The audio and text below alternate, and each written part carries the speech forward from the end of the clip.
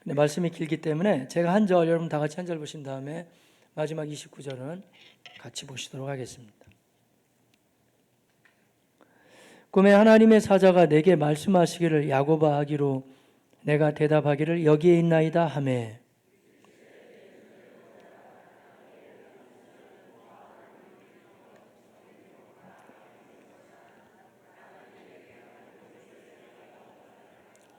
나는 베델의 하나님이라 내가 거기서 기둥에 기름을 붓고 거기서 내게 서원하였으니 지금 일어나 이곳을 떠나서 내 출생지로 돌아가라 하셨느니라.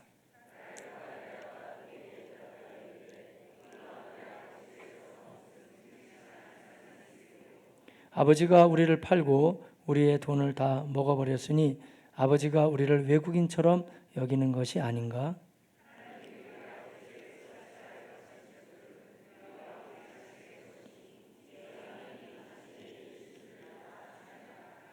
야곱이 일어나 자식들과 아내들을 낙타들에게 태우고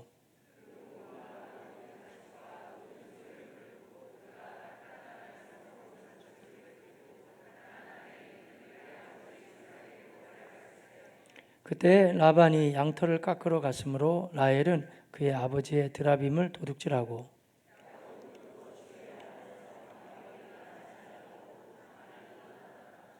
그가 그의 모든 소유를 이끌고 강을 건너 길르앗산을 향하여 도망한지 라반이 그의 형제를 거느리고 7일 길을 쫓아가 길르앗산에서 그에게 이르렀더니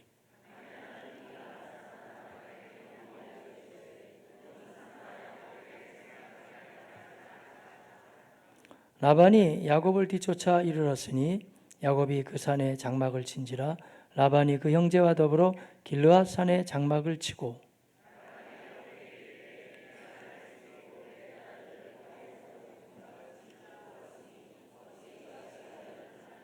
내가 즐거움과 노래와 북과 수금으로 너를 보내겠거늘 어찌하여 내가 나를 속이고 가만히 도망하고 내게 알리지 아니하였으며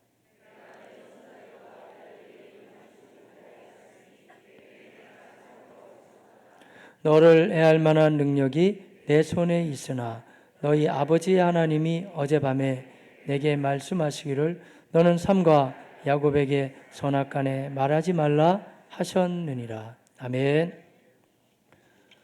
저희가 계속해서 주일날 오전 예배 시간에 말씀을 나누고 있는 내용은 야곱하고 관련된 내용이에요. 근데 우리는 교회 나올 때 사실 우리가 한 인물에 대해서 듣고자 나오는 건 아니잖아요. 우리는 하나님의 관계된 말씀을 듣기에 나왔는데 어떻게 해서 계속해서 한 인물을 조명하면서 이 말씀을 나눌 수가 있을까요?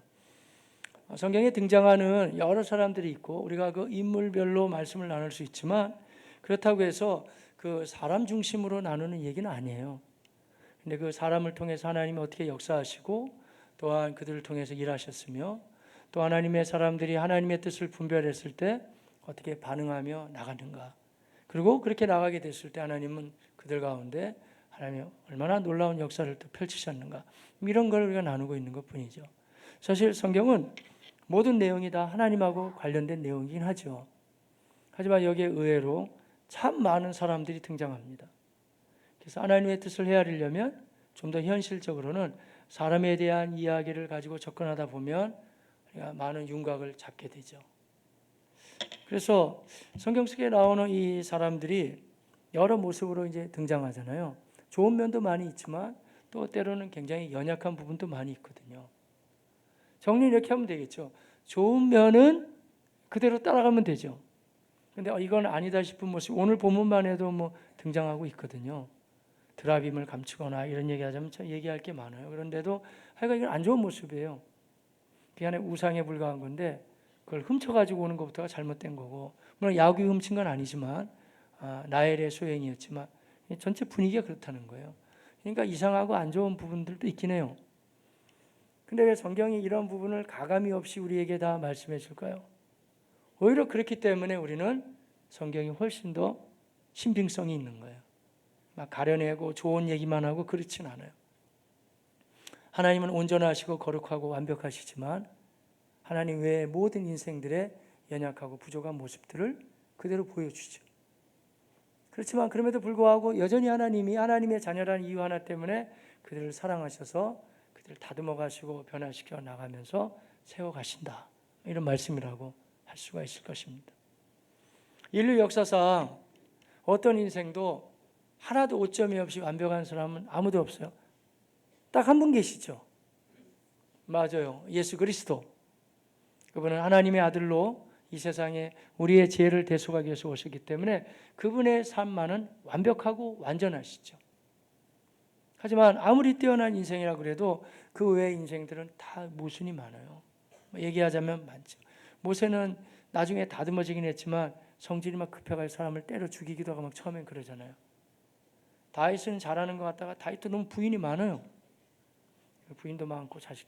그의 아들은 또 더하네. 솔로몬은 후궁이 한 1000명이나 됐다 그러는. 어떤 분은 자꾸 솔로몬의 후궁이 3000궁녀는 의장 얘기고 거기 아니냐 그럴지 모르지만 달라요, 여러분. 근데 그런 거라든지 그 외에도 성경에 나타났던 하나님의 사람들의 좋은 면이 있는 반면에 되게 연약했던 부분도 많거든요.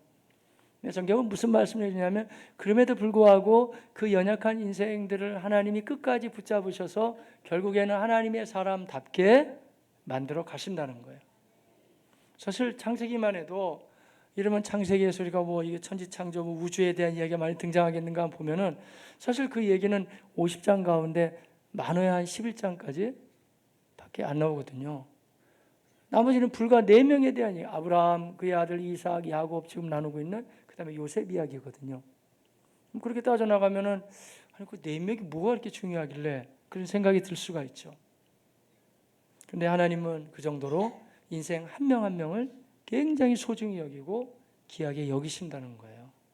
그러니까 그런 걸 보면서 하나님이 이렇게까지 한 사람 한 사람을 또 살피시고 그의 삶을 포기하지 않고 인도하시는구나 알게 되죠. 여러분 이 4명을 이제 소위 이제 가족의 장이라고 해서 그냥 가짜 빼놓고 족장 시대에 들어보셨죠? 족장이라고 부르거든요. 그런데 아브라함, 이삭, 야곱, 요셉 교회 어느 정도 다녀보신 분들은 이 스토리를 많이 안단 말이에요.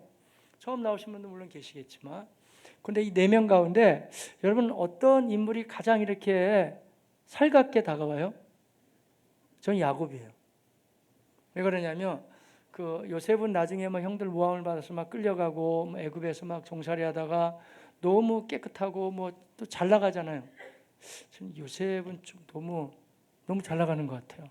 고생 좀 하지만은 또 이삭도 좋긴 한데 이삭은 되게 착하잖아요. 그러니까 이삭의 모습도 좀 약간은 그렇게 제가 착하지 못하기 때문에 약간 부담스러워요. 아브라함은 믿음이 너무 커요. 야곱 좀 해볼 만해요. 야곱. 왜냐하면 야곱은 막 여러 가지 머리도 많이 쓰고 문제도 많고 막 그러잖아요. 그래서 찬송 불러도 우리가 굉장히 막 가슴 떡게 불러. 야곱이 잠 깨요 일어나 누구. 야곱이 잠 깨 일어나는 거 나하고 무슨 상관이 있어요. 근데 부르다 보면 막 눈물도 나오고 야곱이나 나나 비슷하다 생각 들잖아요. 굉장히 밀접한 상관관계가 있어요. 그런데 야곱이 나중에 굉장히 위대한 인물이 되죠. 지금도 유대 민족의 그 나라를 우리는 아브라함 부르지도 않고 이삭을 안 부르고 이스라엘 부르잖아요. 그게 나중에 바뀐 야곱의 이름이잖아요. 야복강에서 나중에 나옵니다만은 그 천사와 씨름하다가 그 이름을 받게 되잖아요. 너는 아이가 악착 같고 그러니까 이름을 바꿔라 그냥 이스라엘. 내가 이스라엘 그러니까 야곱이라는 인물이 막 다듬어가면서 나중에 이제 믿음의 사람으로 등장하는 거죠. 그러니까 그런 면에서 우리가 그동안 이삭도 나누고 아브라함도 나눴지만 야곱은 또 다른 우리에게 메리트가 있죠. 굉장히 비슷한 것 같고 또 우리도 좀 해볼 수 있을 것 같고 야곱의 모습을 보면 그래서 쭉 진행한다. 지난주에 말씀 나눴는데 야곱이가 머리를 많이 썼잖아요. 저 이번에 그런 얘기 많이 나눴네요. 야곱이 막 형도 속이고 막 속이고 또 속이잖아요. 그래가지고 형이 막 죽이려고 해서 도저히 살 수 없으니까 그 부엘세바를 떠나서 지금 멀리 외가 그 바다나람에 와 있는 거 아니에요. 근데 막상 와서 보니까 자기보다 더한 사람과 기다리고 있었죠. 누구예요? 외삼촌 나반. 저 이런 표현을 많이 쓴 것 같아요. 뛰는 놈 위에 나는 놈 있고 나는 놈 위에 나반은 어떤 사람이라고요? 맞아요. 거기 붙어가는 놈이 하나 있는데 라반이라는 거예요. 그러니까 뭐 야곱보다 더 하는 거예요. 멀리서도 더 하고 힘들게 하고 어렵게 하고. 야곱이 도망가려고 그러잖아요. 날 좀 놔달라고. 그러니까 이 라반이 안 놔주잖아요. 왜냐하면 부려먹기 편하고 또 족하고 그러니까. 그래가지고 지난주에 말씀인데 삭슬 정해라 그러죠. 그러니까 보아하니까 뭐 좋은 거 달라 그러면 외삼촌 안 줄 것 같으니까 어떻게 협상을 했냐 이렇게 협상했다 그랬잖아요. 삼촌, 그 아이가 하얗고 순종 이런 거 좋은 거는 삼촌이 가지시고 뭐 얼룩무늬 있고 뭐 거무틱틱하고 또 이런 거 아롱지고 이렇게 별로 안 좋게 보이는 거 그것만 저를 주십시오. 그러니까 라반이 어떻게 결정했다 그랬죠? 생각해보고 그래? 그거 괜찮은데? 그렇게 하자. 그러니까 아이가 좋은 건 내가 다 갖는 거고 안 좋은 건 네가 갖는다 그 얘기지. 협상했단 말이에요. 그런데 정당한 협상은 딱 협상이 끝나면은 그 아롱지고 거무틱틱하고 줘야 될 거 아니에요. 일단은 시작을 해야 거기서 나올 거 아니에요. 또 지난주에 말씀 나눴죠. 아주 외삼촌이지만 안 좋은 사람이었잖아요. 협상하자마자 그날 바로 쫓아가서 자기 아들들 불러 모으고 야 따와라 따와. 야 야곱이 뭐 아롱지고 뭐 거무틱틱 다 달라고 했어. 우리 다 긁어 모아 해가지고 말이죠. 한 마리도 안 주고 거무틱틱하고 아롱지고 얼룩진 거 다 가지고 왔잖아요. 그러니 지금 야곱이 야 나머지 한번 양 좀 쳐봐라 하는 건 뭐예요? 다 순종들만 있는 거 아니다. 허옇고 다 괜찮은 거. 그러니까 그 가운데 상식적으로 얼룩지고 아롱지고 거무틱틱한 게 나오겠어요? 못 나오는 거예요. 그러니까 얘기인즉슨 한 마리도 안 주겠다 이거 아니에요. 야곱이 너무 어려웠죠. 힘들고 어려웠을 때 야곱이 그럼 야곱은 뭐하냐? 물론 하나님을 믿고 신뢰하지만 그 야곱이 머리를 썼다기보다는 그 사람 입장으로는 할 수 있는 게 그거밖에 없다니까요. 그러니까 지난주에 말씀 나눈 것처럼 버드나무, 살구나무, 신풍나무 껍데기를 벗겨가지고 그 하얀 양이나 염소가 먹을 때 이거 봐 한번 그럼 얼룩얼룩하니까 그거 보고 이제 먹으라는 거예요. 그런데 그렇게 이 유전약적으로 접근해서 얼룩무늬의 양이나 염소가 나왔다고 야곱은 얘기하지 않아요. 31장에서 보면은 그런 게 아니고 그건 내가 할 수 있는 게 그거밖에 없었기 때문에 그걸 했다는 거예요. 저도 어렵고 추운 계절 제가 가끔 뭐 요새 목회하면서도 그렇죠. 교회가 작으면 작은 대로 크면 큰 대로 할 일은 많거든요. 제가 청년 시절에 참 어려워서 그때 너무 힘들더라고요 가정이. 그래서 제가 우리 아버지도 여기 계시네요. 그때 제가 아버지하고 어머니한테 여러분 얘기할 때 학교를 그만 다녀야 될 것 같더라고요. 돈을 벌고 어떻게 해야 되는지. 근데 그때 돌아가신 모친 나오다 생각나네요. 어머님이 하도 우시면서 학교를 나오라고 저한테. 전 대학 나와가지고 돈 벌려고 그랬는데 이게 목사가 될 줄 몰랐죠. 근데 우리 어머님의 부탁이었어요. 그 대학을 나와야 된다. 그러니까 제가 할 일이 없는 거예요. 할 수 있는 게. 그래서 저는 알바를 많이 했대요. 아르바이트 참 많이 한 것 같아요. 그리고 저에게 할 수 있는 거는 저는 이 야곱의 얘기가 참 저한테는 현장감이 있어요. 할 수 있는 게 그거밖에 없으니까 그걸 가지고 뭘 내가 해보겠다는 게 아니고 그거밖에 없어요. 할 수 있는 게. 버드나무, 살구나무, 신풍나무를 벗기는 거랑 저는 아르바이트를 많이 했고 공부 열심히 한 것 같아요. 공부. 앞으로 안 보이지만 왜냐하면 이거라도 해야지 제가 그걸 해가지고 딱히 뭐가 된다기보다는 그걸 열심히 해놓으면 그거밖에 할 게 없으니까. 며칠 전에 돌아가셨던데 성경도 봤지만 저 참 그분 돌아가신 거 마음 서글프더라고요. 김우중 씨. 제가 대학생 때 나온 책이에요. 그 책이. 세계는 넓고 할 일은 많다. 전 그 책을 보면서 참 도전을 많이 해요. 그렇지. 내가 지금 어렵고 힘들지만 내가 준비해 놓는다면 언젠가는 내가 돈을 많이 벌 거야. 그리고 우리 가정도 일어날 거야 하면서 세계는 넓고 할 일이 많다는 그 책도 보고 이러면서 새벽에 가가지고 늦은 밤까지 공부하고 컴컴한 한밤중에 도서관에서 나올 때 그 무거운 책가방을 나오면서 항상 꿈을 꿨어요. 왜냐하면 그게 내가 할 일이니까. 뭐 지금으로서 뭐 알바 갈 때 빼놓고는 나머지는 그거밖에 없으니까. 그런데 아쉽게도 공부 열심히 한다고 또 다 길이 열리는 건 아니에요, 여러분. 그 내가 할 수 있는 게 그거밖에 없으니까 그걸 하는 거죠. 야곱 저는 마음이 다 이해가 되는데 그거밖에 없어요. 근데 야곱이 고백하잖아요. 내가 그것만 했는데 복은 하나님이 주셨다 이런 거죠. 이런 일도 있나요, 여러분? 분명히 하얀 양인데 새끼 나보면 다 올룩올룩 돼 있고 거무틱틱하고 계속 그렇게 되는 거죠. 나중에는 좀 좋은 거 골라가지고 오히려 그런 건 더 많이 이제 이렇게 날 수 있게 됐죠. 그러니까 시간이 가면서 분명히 하얗고 색깔은 좋은데 이런 양들 뭐 염소는 막 눈도 풀려 있고 막 비리비리하고, 근데 그런 건 하얀 양이, 하얀 양들 몇 마리 되지도 않고. 근데 분명히 얼룩달룩하고 아롱지고 뭐 거물튀고 색은 그런 것 같은데 다 튼실하고 막 괜찮은 건 막 엄청 모였거든요. 그러니까 이 31장을 가면 야곱이 너희 아버지 내 외삼촌 라반이 안색이 바뀌었다 그러잖아요. 아마 이런 마음 들지 않았을까? 저 야곱이라는 놈이 뭔가 술술 쓰고 있는 것 같은데 저를 몽창 다 뺏어 저놈을 내쫓아야 돼. 이렇게 마음을 먹었든지 하여간 원체 뭐 여러 가지 방법이 술수가 많고 성질이 안 좋은 외삼촌이니까 자기가 해를 당한다는 걸 느끼게 될 쯤에 그때 야곱이 얘기하죠. 고백하기를 사실은 이거 다 하나님이 뺏어서 나한테 줬다. 그리고 이제 야곱이요 엄청난 결단을 할 수밖에, 본인이 결단한 게 아니고 하나님이 그를 결단시키게 하죠. 이렇게 하셨어요. 같이 볼까요 한번? 자, 11절 이하 13절 같이 보겠습니다. 꿈에 하나님의 사자가 내게 말씀하시기를 야곱아 하기로 내가 대답하기를 여기 있나이다 하며 12절 이르시되 내 눈을 들어보라 양떼를 탄 수대양은 다 얼룩무늬 하나님이 다 주셨으니까 점 있는 것과 아롱진 것이니라 라반이 내게 행한 모든 것을 내가 봐. 자, 이 이야기를 앞달나게 야곱은 이렇게 고백해요. 7절부터 9절까지 시작. 그대들의 아버지가 나를 속여 품삯을 준다 그래서 10번이나 변경 속였죠. 그러나 하나님이 그를 막으사 나를 해치지 못하게 하실. 그리고 8절 그가 이르기를 그래 점 있는 거 가져가라 그러면 이르기를 점 있는 것이 너의 삭시 되리라 하면 온 양떼가 나은 것이 어떻게 돼요? 점 있는 것이에요. 또 그래 얼룩무늬 가져라 그러면 얼룩무늬 있는 것이 내 삭시 되리라 하면 온 양떼가 나은 것이 얼룩무늬 있는 것. 그래서 누가 하셨다는 거예요? 9절 하나님이 이같이 그대들의 아버지의 가축을 빼앗아 내게 주셨느니라. 아멘. 하나님이 하신 거예요. 내가 뭐 열심히 뭐하고 공부하고 노력하고 할 수 있죠.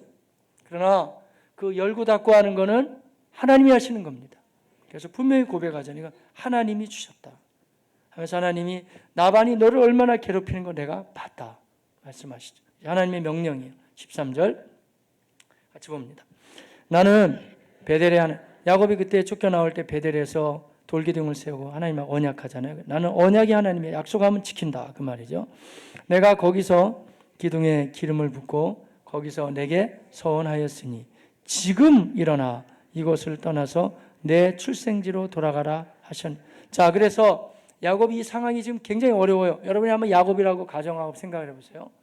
왜냐하면 복을 받긴 받았는데 지금 아내도 4명이나 되잖아요 일단은. 그리고 자식도 한 12명 되죠. 양떼 이런 게 수가 많잖아요 지금. 그러니 지금 도망가기도 어려운 거예요. 왜냐하면 혼자 몸이라든지 단촐하면 어떻게 도망가면 되는데 이 수를 다 이끌고 어떻게 도망갈 수가 있겠어요? 어렵죠. 그리고 그동안에 자기 외삼촌 라반이 자기한테 해놓은 행실이라든지 모습을 봐서는 잘못 도망가다가는 그 있는 거 빌미 삼아가지고 다 빼앗길 수가 있어요. 이놈 봐라 이놈 도둑놈이었네. 다 빼앗아 가면 꼼짝 못하는 거 아니에요. 그러니까 어려운 거예요. 때릴 수도 있고 죽이려고 달겨들 수도 있고 다 빼앗겨버릴 수 있어요. 이게 도망간다는 게 쉬운 얘기 아니에요. 그렇죠? 또 한 가지 문제는 뭐냐면은 설령 다 도망쳐가지고 갔을 때 분명히 지난번에 창세기 말씀 보신 것처럼 그 어머니 니브가가 너 형 에서가 널 죽이려고 한다 그러면서 잠깐만 거기 가 있어라. 내가 사람을 보내서 다시 오게 할 것이다. 형의 노기가 풀리면 다시 온다 했잖아요. 근데 아직 사람을 안 보내잖아요. 어머니 마음이 변심한 게 아니에요. 형이 말이죠. 그냥 지금도 벼르고 있는 거 오기만 해라. 나 이놈을 가만히 두지 않는다. 그 정도 장자권이 중요했거든요. 그러니 도망치는 것도 어렵고 또 막상 가서도 뭐 보장되어 있는 건 없는 거예요. 여러분 야곱이라면 어떻게 결정하겠어요? 마음이 어려워요. 어떻게 할지 그야말로 진퇴양난이죠. 이번에 뭐 여러 가지 조건도 좋고 숱이 잘 또 이제 지원하셔가지고 사랑하는 우리 자녀들 좋은 결과들 많이 나오니까 감사하네요. 네, 축하합니다. 그런 사람들도 이 자리에 있죠. 반면에 지금 수능 시험을 봐놨는데 생각보다 점수도 잘 안 나오고 내가 지금 어느 대학에 넣어야 될지 여기를 해야 될지 저기를 해야 될지 지금 진퇴양난에 있는 사람도 아마 이 자리에는 계시고 그 부모님도 계시겠죠. 그런 경우들 사업을 경영할 때 아니면 직장생활 속에 또 우리 청년들 취업이라든지 아니면 결혼 문제라든지 사실 뭐 삶이라는 게 이렇게 녹록하지 않잖아요. 여러 문제가 앞이 안 보이고 뒤로 가자니 이것도 어렵고 앞으로 나가자니 그것도 어렵고 할 때 결론이 안 나잖아요. 결론이. 그런데 감사하게도 하나님의 사람들의 이 복잡한 문제의 결론은 하나님이 내주십니다. 그분의 음성을 들으면 되는 거예요. 그분이 딱 결론을 내주셨잖아요. 하나님 말씀하시기를 됐다. 지금 일어나 가라. 이곳을 떠나라 이거예요. 그러자 야곱은 이 하나님의 말씀을 믿고 신뢰하는 가운데 순종해서 사실 어렵죠. 다 챙겨서 떠난다는 게. 챙겨서 떠나게 되죠. 그러자 그 당시에 그 외삼촌은 이스라엘이 양을 많이 치잖아요. 근데 양 털 깎는 게 큰일이었거든요. 그래서 멀리 가서 털 깎는 일을 하고 있었단 말이에요. 떠났어요. 얼마나 빠르게 움직이며 도망갔든지 한 7일 길을 떠났어요. 서둘러 빨리 가야 돼 막 했겠죠. 그러니까 3일 만에 이 라반이 알게 돼. 아, 이놈 봐라. 이게 도망갔네 이놈. 가만히 두지 않는다. 그래가지고 막 쫓아오는 거 아니에요. 만약에 그 성질에 쫓아왔으면 어떻게 됐을까? 연속하게 한 장면하고 비슷하지 않을까요? 뺨따기를 막 후려치면 말이죠. 야 이놈아, 이 도둑놈아, 내가 그동안 그렇게 잘 봐줬는데, 그러면서 야 너는 이거 가질 자격이 없어, 다 뺏어갈 수도 있죠. 아마 그런 마음으로 쫓아왔는지도 모르죠. 그런데 한밤을 유숙하게 됐는데 하나님이 그 당시에 꿈으로 그에게 현몽하신 라반에게, 라반 더 이상 야곱을 괴롭히지 마라. 그러니까 라반 마음이 아무리 고약한 사람이 두려운 마음이 들어가는 거예요. 그래, 내가 얼마든지 너를 해할 수 있지만 너희 아버지의 하나님이 어젯밤에 나타나셔서 막으셨기 때문에 내가 너를 해하지 못한다라고 고백해요, 본인이. 그래서 이 어려운 상황 속에 하나님의 말씀을 듣고 믿고 순종하며 나왔던 야곱을 하나님은 보호해 주셨습니다. 이게 바로 믿음의 사람들이 가야 될 길입니다. 우리도 살다 보면 여러 가지 일들이 많이 있겠지만 우리는 여전히 하나님이 뭐라고 말씀하시는지 그분의 음성을 들으시길 바랍니다. 우리 하나님은 돌부처가 아니에요. 목석이 아니에요. 인간들이 만들어 놓은 우상단지가 아니에요. 하나님은 살아계신 하나님이십니다. 그래서 그분은 우리에게 반드시 말씀하시고 우리의 삶을 인도하시죠. 이 당시에는 주로 꿈에 하나님이 말씀하시고 또 라반한테도 꿈에, 왜 그러냐면은 여러분 이 창세기, 출애굽기, 레위기, 민수기, 신명기 들어보셨죠? 이걸 소위 뭐라 그러던가요? 모세오경 그래요. 토라라고 그러는데 모세오경. 그런데 모세가 썼다는 거예요. 그러니까 이 창세기 야곱의 이야기인데 야곱이 이 당시에 자기가 막 쓰고 있는 게 아니고 세월이 많이 지난 다음에 모세라는 사람이 그 이야기를 썼다는 거예요. 그럼 어떻게 얘기가 전해왔을까요? 생각해 보면 다 구전으로 되는 거예요. 이야기를 옛날 이야기처럼 구전이 됐겠죠. 근데 여러분 이스라엘의 흐름상 이 사람들은 암기를 굉장히 잘하거든요. 그 흐름이 계속 오는 거예요. 그러다가 모세라는 사람은 공부를 많이 한 사람이거든요. 모세가 나머지 창세기부터 쭉 기록했다 이렇게 보죠. 그래서 그렇게 따지면 이 당시에 야곱 당시는 아예 모세오경도 성경이 없는 거예요. 그럼 하나님은 어떻게 말씀하세요? 주로 그 당시는 꿈으로 많이 말씀하셨죠. 그럼 여러분 이 말씀에 너무 은혜를 많이 받아, 그래 길은 여기 있구나, 꿈을 꿔야 되겠다 오늘 밤부터, 그렇게 마음 먹으니까 성경 잘못 푸는 거라니까요. 꿈을 꿔야지. 근데 아무리 꿈을 꾸려고 해도 뭐 견몽만 꾸시네. 개꿈? 그런 거 가지고는 방향이 안 잡힐 거 아니에요. 그 어려워지죠. 지금은 꿈으로 찾아갈 때가 아니에요. 이 당시 하나님, 그러면 목사님 오늘날은 꿈으로 하나님이 절대 말씀 안 하시나? 그렇게 얘기하기는 곤란해요. 왜냐하면 성경으로 말씀하시지만 때로는 하나님의 방법이 다양해서 꼭 필요에 따라 너무 못 알아들으면 어떻게 해야 돼요? 그런 경우에는 필요에 따라 하시지만 그러나 이게 주된 방법이 아니라 이거예요. 오늘날에는 그 당시에는 비교할 수 없는 더 정확한 방법이 있죠. 왜냐하면 성경이 완성되고 우리에게 주어졌습니다. 주의 말씀은 내 발의 등이요 내 길의 빛이니이다. 하나님의 말씀만 있으면 얼마든지 분별할 수가 있죠. 말씀을 가지고 이제 분별하면서 주의 뜻을 분별하며 나가게 되죠. 그러니까 그때나 이때나 아무도 우리가 핑계할 수 없는 부분이 하나님이 하나님의 자녀들에게 여전히 말씀하신다는 거예요. 오늘날에는 뭐 정확하다니까요. 성경을 통해서 감동 감화를 말씀하시죠. 제가 오늘도 이제 우리 예배 후에 또 새가족분들하고 새선 도서관에 또 만날 거예요. 제가 매주 만나잖아요. 근데 매주마다 새가족은 바뀌죠. 너무 감사하고 놀라운 일은요, 매주 사람만 바뀌지 그분들이 하는 얘기는 거의 비슷해요. 그래서 저희 교회는 스타일이 그렇잖아요. 제가 개척할 때부터 그랬어요. 우리는 예수 처음 믿는 분들은 뭐 바로 등록해야 되지만, 뭐 이사 오시거나 이렇게 또 아니면은 불가피하게 교회를 우리 교회로 오시거나 하는 분들은 우리 바로 등록하는 걸 지향 안 하거든요. 어떤 분들은 아예 오늘 오자마자 교회가 분위기가 너무 좋아 등록했어요 하면 제가 보류하죠. 오늘 처음 오신 거예요? 예, 처음 오셨다. 생각해 보세요. 좀 교회가 어떤지 생각해 보시고 한 달 다니시고 등록하세요. 거의 그런 식으로 많이 권면하거든요. 그러니까 대부분의 등록하시는 분들이 좀 다니시다가 등록을 많이 하셨어요.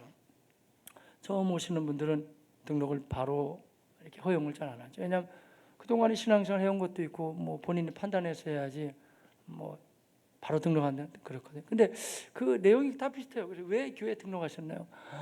교회가 너무 밝고 환해서. 정말 밝고 환하긴 하죠. 뭐 그런데 이것도 환하지만 성도들이 뭐 밝고 환하다 그런 얘기 참 많이 해요. 그리고 뭐 여러 이야기가 많이 있는데 친절하시고 뭐 있지만은 그래도 뭐 예배니까 이 말씀에 대한 이야기를 하거든요. 그러면서 그분들이 대부분 이런 얘기를 해요. 그냥 목사님 설교를 듣고 참 은혜를 많이 받았어요. 그래요? 어떻게 은혜를 받으시나요? 목사님 어쩌면 내 사정을 이렇게 다 알고 있어요. 그래서 제가요? 그러니까 다 알고 있는 것 같아요. 다 알고 있는 것 같이 목사님 말씀이 바로 제 말씀이에요. 다 비슷하거든요. 제가 어떻게 알겠어요? 제가 어떻게 아냐고요? 너무 용해서? 저 용하지 않아요, 여러분. 그런 거 없어요. 그 뭐 세상 용어고 뭐 그런 거 없어요. 그게 아니라 그냥 저는 그래요. 개인적으로 설교도 너무 잘하려고 하지 말고 또 못하려고 해서도 안 되지만 지금 아버지의 말씀인데 단지 이게 오래 이제 수천 년 전에 기록된 말씀이니까 배경적으로 풀고 어떻게 봐야 되는지 용어를 우리말로 조금 이제 이해하기 쉽게 해야 되겠죠. 여기다 막 너무 많은 걸 넣을 필요는 없어요. 왜냐하면 그 말씀 자체를 드리면 되니까. 그러면 하나님이 뭐라고 말씀하시는지 내가 알아듣죠. 나에게 이걸 요구하시는구나. 참 미안하지 않으세요? 각양각색의 배경에서 모였지만 던지는 말씀이 어떻게 이게 나한테 주는 말씀이에요. 그건 하나님이 하시는 겁니다, 여러분. 아무리 뛰어난 설교자도 할 수, 저는 그럴 만한 유인도 못 되고 할 수 없는 거예요, 그거는. 그러니까 하나님이 그렇듯이 말씀하신다니까요. 성경을 통해서 주로 잘 알아듣는 거예요. 그분이 나에게 뭐라고 하시는지 내가 알겠다. 이런 거죠. 설교자의 메시지를 통해서 또 정확하게 알아들을 수가 있죠. 뿐만 아니고 우리 주 예수 그리스도가 모든 걸 완성하시고 이제는 우리 안에 들어와 계시고 성령으로 역사하기 때문에 모를 리가 없어요.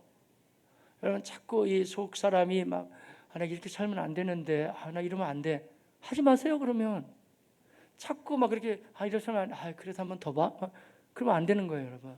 내가 그런 걸 자꾸 볼 때 내 속에 있는 속 사람이 불편하면 그 죄와 싸우되 피 흘리기까지 아직 싸우지 않았다 그러잖아요. 그 끊어야 되는 거예요, 여러분. 끊으면 속 사람은 살아나게 될 것입니다, 여러분. 하나님의 영으로 살아나는 거거든요. 근데 자꾸 하지 말라는 거, 이 속에서 충돌이 있단 말이에요. 왜냐하면 하나님의 영이 내 안에 들어오기 때문에 그 세상의 사람과 하나님의 영의 사람이 부딪힐 수밖에 없죠. 그러니까 성령의 사람 쪽으로 승리해 가시기를 바라겠습니다. 아마 불편해요, 여러분. 그러니까 전에는 뭐 예수 믿기 전에 남들 흉도 보고 그냥 뒷말도 하고 그랬는데 예수 믿고 난 다음에 불편하단 말이에요. 그럼 안 해야 되는 거예요. 다른 것도 마찬가지. 전에 내가 아무렇게나 생각했는데 지금 안 될 거야 막 자꾸 부정적인 생각을 하게 되면 내가 불편하단 말이에요. 그럼 끊어버리시고 소망에 찬 생각을 하시길 바랍니다. 자꾸 모아가는 거예요, 하나님의 영이. 그게 바로 하나님의 뜻을 내가 알아듣는 거죠. 그리고 하나님은 선하셔서 하나님의 음성이 여러 방법이 있는데 이런 자연을 보면서도 물론 들을 수는 있죠. 근데 경건한 하나님의 사람들을 통해서도 하나님의 뜻을 나에게 분명히 들려주거든요. 뭐 우리 순장이라든지 아니면은 또 나를 위해서 기도해 주시는 분들, 이런 분들의 권면이 꽤 우리에게 유익이 되죠. 특별히 하나님의 말씀 가운데 아주 중요한 것 중에 하나는요, 자녀들아 주 안에서 너희 부모에게 순종하라. 이것이 옳으니라 그러잖아요. 근데 컨디션은 뭐냐 하면 주 안에서예요. 주님 밖으로 주님 안 믿는 부모님들은 약간 세상적인 얘기를 많이 할 수 있겠지만, 그러나 적어도 같이 예수를 믿는 부모님들이라고 한다면 그분들의 말씀을 들으라 이거예요. 그분들이 하나님은 아니에요. 주님은 아니지만 하나님이 그분들을 은혜의 통로로 쓰시면서 사랑하는 우리 어린 자녀들이 분별력이 없기 때문에 어느 방향으로 가야 될지를 잘 말씀해 주신다는 거예요. 우리 사랑하는 청소년들, 청년들, 엄마 아빠 말씀 잘 들으세요. 그게 성경적이에요. 아무도 아멘을 안 하시네. 안 듣겠다는 거예요, 그러면? 네, 들으시길 바랍니다. 잘 들어야 돼요. 왜냐하면 그분들이 그래도 가장 기도를 많이 해주고 또 가장 자녀를 많이 알고 있고 그러잖아요. 그러니까 부모들의 말씀이 맞는 거예요. 하버드 대학교 의과대학을 나왔잖아요. 이분이 김용이라는 교수가 있는데, 이분이 하버드에도 계셨죠. 그러다가 미국의 명문 사립대학 중 하나인 다트머스라는 대학이 있어요. 근데 다트머스 대학도 꽤 좋은 대학이에요. 왜 그 아이비 리그라고 있잖아요. 그 안에 들어있는 대학이거든요. 꽤 좋은 대학입니다. 그런데 거기에 아시아인으로서는 처음으로 총장이 됐어요. 그리고 얼마 되지 않아서 거기 총장하다가 오바마 정부 때, 그러면 경제계에 있어서 세계은행이라는 세계은행? 이 사람 원래 의사예요. 의사인데 오바마가 요청을 해가지고 세계은행 총재까지 했어요. 이분이요. 대단한 사람이죠. 경제학자도 아니에요. 의사였는데. 왜 그러냐면 이 사람이 일반 의사가 아니에요. 의사는 의사인데 그 사람의 삶을 전체를 다 가난한 사람, 어려운 사람, 그래서 아프리카에 가서 많이 도와주고 구제 사역을 너무 많이 하고 그런 사역을 너무 모범이 됐기 때문에 그 아이비리그에서는 처음으로 이제 아시아인 가운데 총장이 되기도 했고 꽤 좋은 대학에, 그리고 나중에 세계은행 총재까지 하죠. 근데 이분이 그 다트머스 대학이라는 대학의 총장으로 부임했을 때 연설이 꽤 유명합니다. 그런데 뭐라고 연설을 했냐면, 제가 이 자리까지 올라오기까지에 저는 한 게 얼마 없고 우리 부모님이 신실한 그리스도인의 가정이었어요. 기독교 가정이에요. 우리 부모님이 저에게 이렇게 하라는 대로 제가 했는데 그렇게 살다 보니까 제가 어느새 이 위치에 올라와 있었습니다 하면서 모든 공을 자기 부모한테 다 돌렸어요. 이런 얘기를 했어요. 자기 아버지는 매우 실용적인 분이 되시기 때문에 자기가 원래는 철학을 공부하기를 원했는데, 철학하는 것 자체가 나쁘지 않지만 아버지가 얘기하기, 야, 우린 동양인이고 지금 이민 와서 사는데 우리가 사상만 가지고는 우리가 살기는 어려울 거야. 그래서 차라리 너가 바른 정신을 가지되 그런데 의사가 되는 게 좋겠다. 그래서 아버지는 거기에 꿈을 실어줬어요. 또 어머니는 베푸는 걸 아주 잘하시는 분이었어요. 그래서 그냥 혼자만 먹고 살겠다고 하면 안 되고 모든 걸 베풀면서 살아야 된다 했을 때, 자기가 부모님들 얘기를 들으면서 성장해 왔을 때 자기도 모르는 사이에 그렇게 그 위치에 올라와 있었다는 거예요. 신실한 부모의 이야기만 잘 들어도 삶이 이렇게 바뀐다는 거예요. 그래서 성경은 물론 굉장히 심오한 말씀이지만 아주 현실적인 말씀입니다. 그래서 이렇게 말씀하시잖아요. 에베소 6장 1절에 자녀들아 주 안에서 너희 부모에게 순종하라. 이것이 옳으니라. 이것이 약속이 있는 첫 계명이니 너가 땅에서 잘되고 장수하리라. 사랑하는 우리 자녀 되시는 분들, 하나님의 음성을 물론 성경을 통해서 묵상할 때 들려오기도 하고 설교자의 입술을 통해 들려오기도 합니다. 기도할 때 영적으로 우리에게 다가오기도 하지요. 그러나 우리를 진실하게 사랑하는 경건한 사람들, 또 특별히 부모님들, 그들을 통해서 우리에게 말씀하시는 주님의 뜻을 잘 헤아려 가시기를 바라겠습니다. 그러면서 우리가 하나님이 이렇게 말씀하시는구나. 근데 듣는 것도 중요한데 사실 더 중요한 거는요, 듣는 게 중요하지만 믿는 게 중요해요. 근데 믿는 것도 중요하지만 진짜 중요한 거는 순종이에요. 누구든지 어느 정도 말씀을 듣고 은혜 받을 수는 있어요. 그러나 그 말씀을 가지고 나의 삶의 현장에, 그래 나는 이렇게 살 거야, 순종이 그게 갈림길이 되죠. 제가 이미 말씀드렸지만 그 야곱이 이 상황에서 하나님이 말씀하시기를 그것도 한 달 후에, 두 달 후에 얘기도 아니고 지금 떠나라. 그게 쉬운 거냐고요, 여러분. 다 자기 생업이 있고 지금 외삼촌도 지금 벼르고 있고 그러는데 지금이야, 지금 일어나 떠나야 된다. 순종이 어려운 거예요, 여러분. 상당히 어렵거든요. 여러분 어떠세요? 삶의 현장에서 내가 마땅히 해야 될 줄 알면서 그게 쉽지 않아요.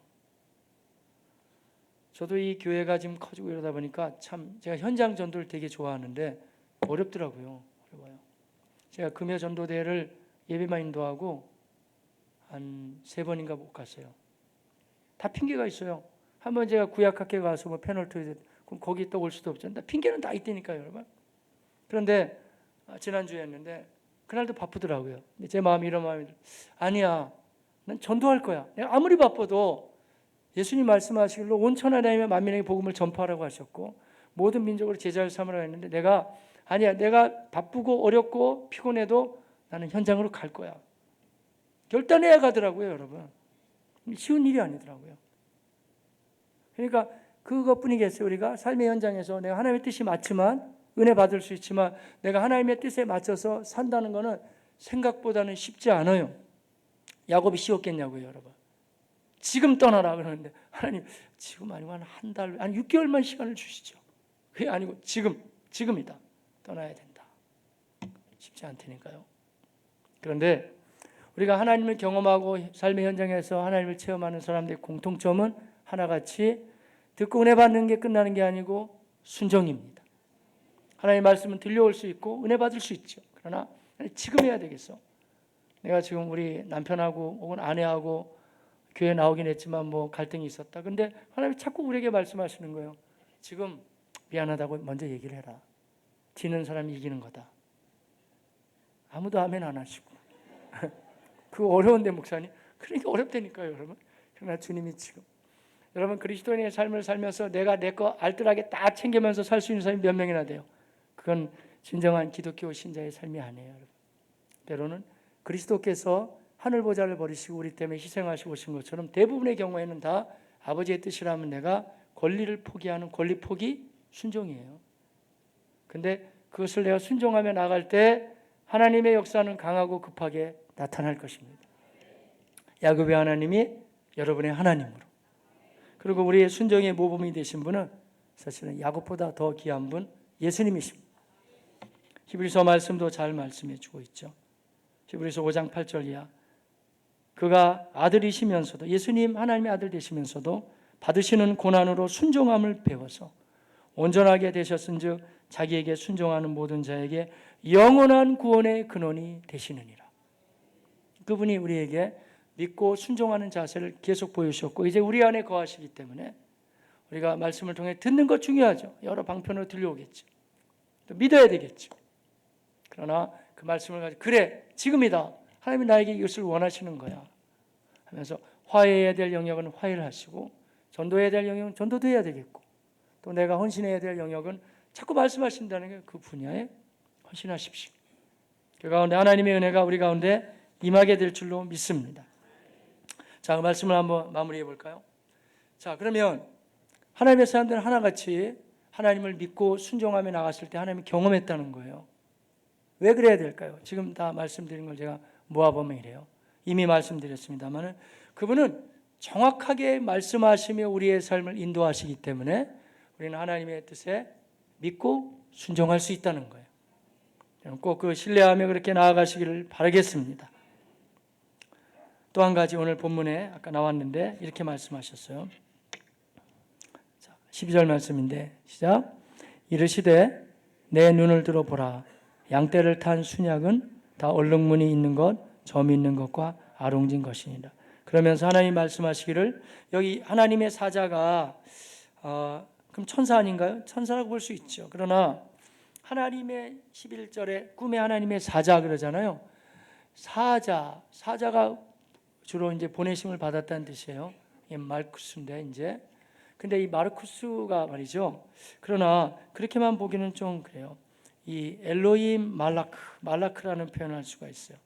근데 하나님의 사자 엘로힘 말라크거든요. 여호와의 사자라는 표현도 등장하죠. 예호와 말라크. 근데 희한한 거는 일반 천사는 천사예요. 그냥 심부름만 하는 거예요. 하나님의 수종만 들죠. 그런데 여호와의 사자 혹은 하나님의 사자는 약간 틀려요. 약간이 아니라 많이 틀려요. 그래가지고 이 천사가 나타나가지고 직접 하나님의 사람들 축복하고 명령하고 다 해요. 예를 들자면 출애굽기 3장에 모세를 만났던 그분은 처음에 떨기나무에 여호와의 사자가 이렇게 부르거든요. 출애굽기 3장 2절에 여호와의 사자, 바로 가서 3장 4절에 여호와께서, 출애굽기 3장 5절 하나님이 이르시되, 같은 분인데 때로는 눈으로 볼 수 있을 때는 여호와의 사자라는 표현을 써요. 그래서 일반 천사라기보다는 예수님이 이 땅에 사람의 몸으로 완전히 오시기 전에 필요에 따라 중간중간에 보이는 하나님으로 현현하시는 분, 더 이상 쉬운 말이 없네요. 현현하시는 분, 여호와의 사자고 하나님의 사자거든요. 하나님이라고 보시면 된단 말이에요.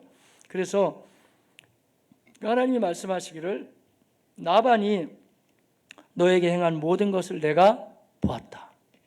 얼마나 네가 고생을 많이 했는지, 속마음이 아팠는지, 억울해했는지 내가 안 본 게 아니고 다 보고 있었다는 거예요. 그래서 우리가 왜 하나님만을 믿고 신뢰하며 순종하며 나가야 되냐면, 하나님은 여러분을 다 보고 계시고 여러분의 인생 문제를 다 알고 계시기 때문에 그렇습니다.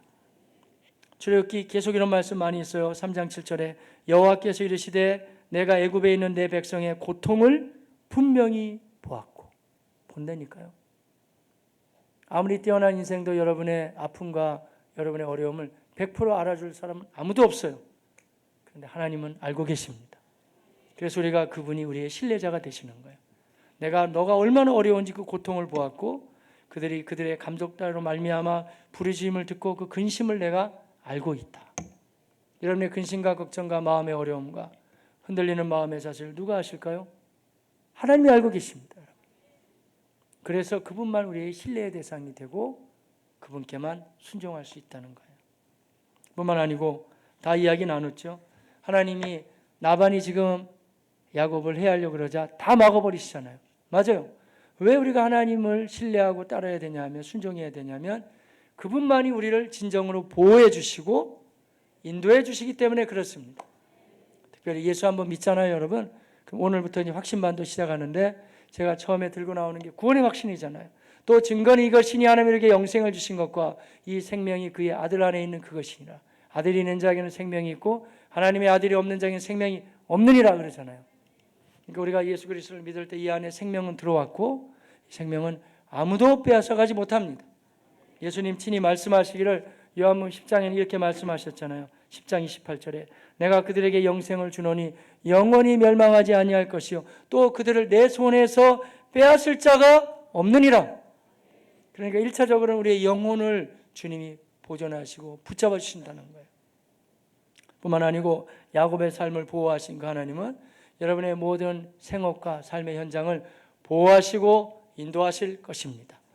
그래서 그분을 신뢰하고 순종해야 돼요. 두려워하지 말라, 내가 너와 함께함이니라.